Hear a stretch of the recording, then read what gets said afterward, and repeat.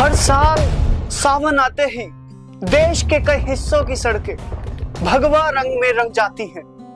कंधे पर कांवड़, हाथ में गंगा जल और मुंह पर एक ही नारा, बोल बम। लाखों लोग सैकड़ों किलोमीटर पैदल चलते हैं, लेकिन सवाल है, आखिर कांवड़ यात्रा इतनी बड़ी कैसे हो गई?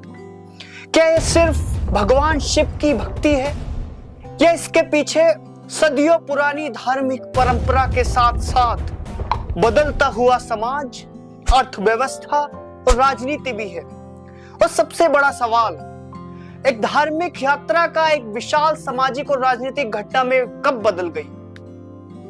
आज इसी कहानी को हम समझते हैं। कांवड़ यात्रा आखिर है क्या? कांवड़ यात्रा मूल रूप से भगवान शिव के भक्तों की एक तीर्थ यात्रा है। कांवड़िए पवित्र गंगा से जल लेकर अपने क्षेत्र के शिव मंदिर तक पहुंचते हैं और उस जल से शिवलिंग का अभिषेक करते हैं। उत्तर भारत में हरिद्वार इसका सबसे बड़ा केंद्र है। उत्तराखंड पर्यटन विभाग के अनुसार हर साल सावन के दौरान हरिद्वार में कांवड़ मेला आयोजित होता है और कांवड़िए हरिद्वार, गंगोत्री या गोमुख जैसे स्थानों से गंगा जल लेकर वापस जाते हैं।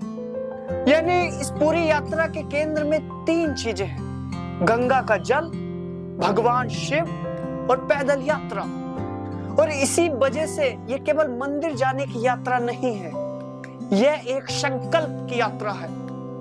इसकी कहानी कितनी पुरानी है, अब यहाँ एक जरूरी बात समझना बहुत ही महत्वपूर्ण है। कांवड़ यात्रा की धार्मिक परंपराओं को अक्सर बहुत प्राचीन हिंदू परंपराओं से जोड़ा जाता है, लेकिन आज जिस विशाल जन आंदोलन के रूप में इस कांवड़ यात्रा को हम देखते हैं, उसका विकास धीरे धीरे हुआ है। इससे जुड़ी धार्मिक कथाओं में समुद्र मंथन और भगवान शिव द्वारा विषपान की कथा का भी उल्लेख मिलता है। मान्यता है कि समुद्र मंथन से निकले हलाहल विष को शिव ने अपने कंठ में धारण किया था, इसीलिए उन्हें नीलकंठ कहा गया था।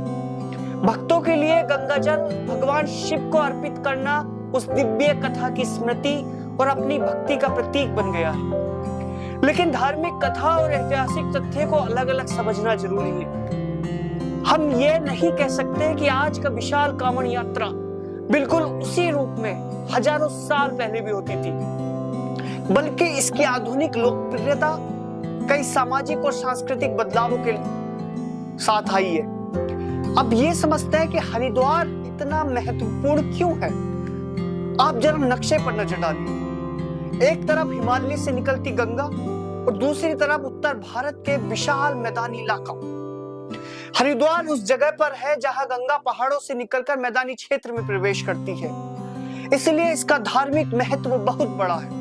उत्तराखंड पर्यटन के अनुसार हरिद्वार भारत के प्रमुख तीर्थ स्थलों में से एक है और यहाँ हर साल कांवड़ मेला आयोजित होता है और यहीं से शुरू होती है कांवड़ की एक बड़ी यात्रा।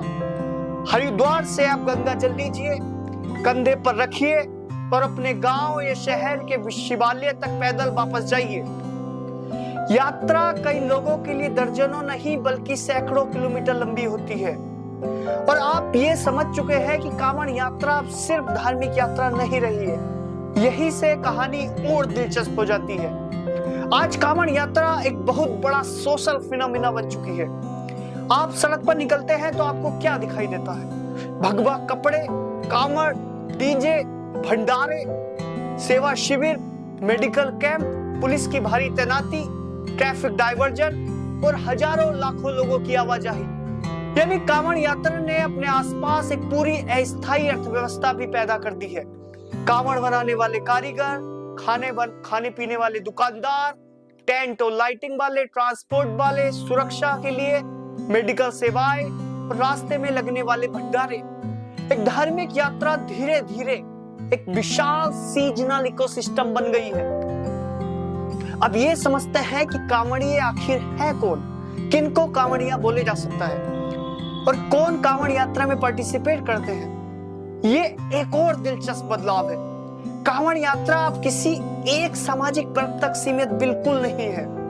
इसमें गांव से आने वाले लोग हैं, शहरों के युवा हैं, मजदूर हैं, किसान हैं, व्यापारी हैं और बड़ी संख्या में ऐसे युवा भी हैं जो इसे अपनी धार्मिक और सांस्कृतिक पहचान के लोग की तरह देखते हैं। और कई लोग इस तपस्या मानते हैं। कई लोग मनोकामना पूरी होने के बाद संकल्प के रूप में यात्रा करते हैं और कई लोगों के लिए यह परिवार और दोस्तों के साथ जुड़ने वाली सामूहिक यात्रा है। यानी कांवड़ यात्रा में भक्ति भी है और कम्युनिटी भी। भगवा झंडे, धार्मिक नारे, बड़े आयोजन और सोशल मीडिया ने इस विजिबिलिटी को कई गुना बढ़ा दिया है। आज कांवड़ यात्रा केवल सड़क पर ही नहीं चलती है, यह कैमरे के सामने भी चलती है, मोबाइल फोन पर भी चलती है, इंस्टाग्राम रील्स पर चलती है, यूट्यूब शॉर्ट्स पर चलती है और राजनीतिक भाषणों में भी काफी दिखाई देती है। यानी religion plus mass mobilization plus media, इन तीनों का इंटरसेक्शन कांवड़ यात्रा को एक अलग राजनीतिक महत्व देता है। अब सरकार के लिए क्या क्या चुनौतियां आती हैं? सरकार के लिए कांवड़ यात्रा केवल धार्मिक आयोजन नहीं है, यह एक मैसिव पब्लिक मैनेजमेंट सर्विस भी है। लाखों लोगों की आवाजाही, हाईवे पर ट्रैफिक, सुरक्षा, स्वास्थ्य, स्वच्छता, पानी, बिजली, भीड़ नियंत्रण और स्थानीय लोगों की रोजमर्रा की जिंदगी।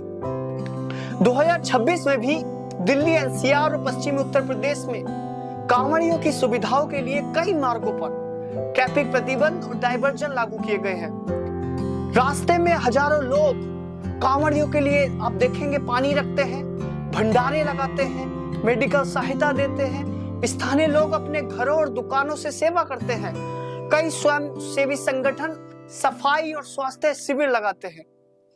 2026 में उत्तर भारत में सावन की अवधि के दौरान कांवड़ यात्रा का चरम आज 11 अगस्त सावन शिवरात्रि के आसपास है।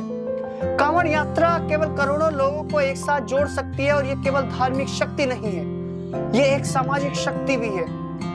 अंत में शिव को जल चढ़ाना आसान है, शिव की तरह विष को अपने भीतर रोकना मुश्किल है और शायद यही कांवड़ यात्रा का सबसे गहरा अर्थ है। हर हर महादेव।